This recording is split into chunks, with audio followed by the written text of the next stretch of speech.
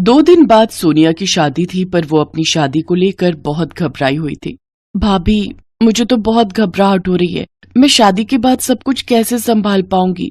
आपने तो यहाँ आकर सब कुछ मैनेज कर लिया। सोनिया, ऐसी कोई बात नहीं है। तुम भी अपने ससुराल में बहुत अच्छे से सब कुछ संभाल लोगी। मैं ये बात अच्छे से जानती हूँ, और फिर मैंने तो इसीलिए अच्छे से मैनेज कर लिया क्योंकि यहाँ पर तुम सब बहुत अच्छे हो, मुझे अच्छे से समझते हो। सबने मुझे बहुत सपोर्ट किया, और जहाँ तक मैं जानती हूँ तुम्हारे ससुराल में सब अच्छे ही होंगे। और आलोक जी का नेचर तो बहुत अच्छा है। तुम भी सबके दिलों में अपने लिए जगह जरूर बना लोगी। थैंक यू भाभी, थैंक यू सो मच। मेरी गुड़िया रानी कितनी जल्दी बड़ी हो गई, जैसे कल की ही बात हो। आंगन में इधर उधर खेलती दौड़ती भागती हुई, कभी इधर छुप जाती थी, कभी उधर छुप जाती थी। मेरी बच्ची कब बड़ी हो गई पता ही नहीं चला। कल मेरी बच्ची अपने ससुराल चली जाएगी। माँ, आपके आंसू निकले तो फिर मुझे भी रोना आ जाएगा। अरे मेरी बिटिया, ये खुशी के आंसू हैं। मैं रो थोड़ी रही हूँ, देख। बिल्कुल भी नहीं रो रही। मेरी प्यारी ननद, अब तुम समय पर सो जाओ। सारे रिश्तेदार भी सो चुके हैं। एक काम करो, तुम मेरे साथ ही सो जाओ। कल सुबह पंडित जी जल्दी आ जाएंगे। तुम्हारी हल्दी और चूड़े की रस्म भी होनी है। हाँ सोनिया, तुम भाभी के साथ ही सो जाओ। ठीक है माँ, मैं भाभी के पास सो जाती हूँ। और फिर अगले दिन सोनिया शादी करके धूमधाम से अपने ससुराल चली जाती है। सोनिया अपने ससुराल में सबके दिलों में जगह बनाने के लिए पूरी कोशिश करती है, पर सोनिया की सास और ननद दोनों ही उसे ज्यादा पसंद नहीं करती थी। अगले दिन ही उसकी ननद दरवाजा बजा देती है। सोनिया भाभी, जल्दी से उठ जाओ, माँ बुला रही है, पूजा का समय हो रहा है। अभी तो सुबह के 5 ही बजे हैं, इतनी जल्दी? रुको, मैं मेघा को बोल देता हूँ। नहीं नहीं, रहने दो आलोक, अच्छा नहीं लगता ऐसे मना करना। मैं उठी जाती हूँ। सोनिया दरवाजा खोलती है। मेघा, मैं नहा धोकर तैयार होकर नीचे आती हूँ। ठीक है, जल्दी आना, माँ को पूजा में देरी पसंद नहीं है। सोनिया नहा धोकर तैयार होती है और फटाफट से पूजा में पहुँचती है। बहू, कल से 4 बजे उठा करो। 5 बजे मैं भोर की आरती करती हूँ। आज तुम्हारा पहला दिन था, इसलिए मैंने मेघा को उठा दिया था ताकि तुम्हें बोल दे। मैं तो सीढ़ियाँ चढ़ नहीं पाती हूँ। अब से तुम भी मेरे साथ पूजा किया करोगी। माँ, मैं सोने जाऊं? अब तो भाभी उठकर आ गई है। हाँ हाँ, तू जा सोने, मैंने तुझे नींद से उठा दिया। मेरी बच्ची, तुझे कॉलेज भी जाना होता है। जा, तू जाकर आराम से सो, फिर मैं तुझे 8 बजे उठा दूंगी। सोनिया अपनी सास के साथ पूजा करती है। नाश्ते में उसकी सास उसे समोसे बनाने के लिए कहती है। सोनिया बहुत अच्छा खाना बनाती थी। उसने अपनी माँ और भाभी से बहुत सारी डिशेस बनानी सीखी हुई थी। बहू, समोसे में मिर्ची बड़ी तेज कर दी, और थोड़े तले भी सही नहीं है, थोड़े कच्चे रह गए। थोड़ा धीमी आंच पर तलती तो और कुरकुरे बनते। खैर, अभी तो धीरे धीरे तुम इस घर के रहन सहन और खान पान को समझ ही जाओगी। मम्मी, मैं लेट हो रही हूँ, मैं कॉलेज जाती हूँ। ठीक है बेटा, टाइम से घर आ जाना। मम्मी, आप भूल गए हो, आज मेरी फ्रेंड का बर्थडे है, मुझे आने में लेट हो जाएगा। अच्छा, मैं तो भूल ही गई। ठीक है, तो फिर फोन कर देना। मेघा कॉलेज चली जाती है। सोनिया रसोई में बर्तन रखकर कमरे में आ जाती है। सोनिया, मैं जानता हूँ समोसे बिल्कुल ठीक बने थे।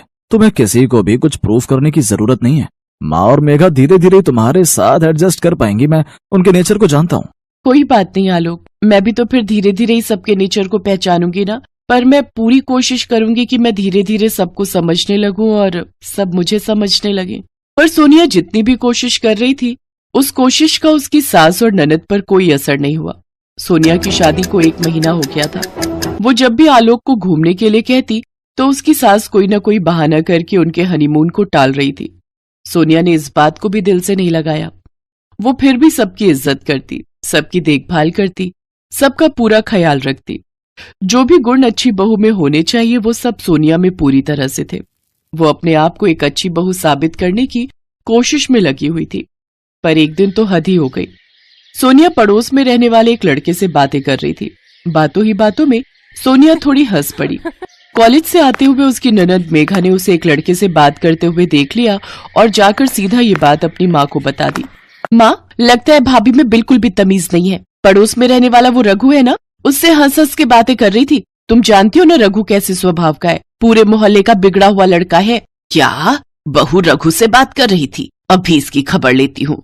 सोनिया अब तक अपनी ननद की सारी बात सुन चुकी थी। अब सोनिया की सहनशीलता भी जवाब दे रही थी।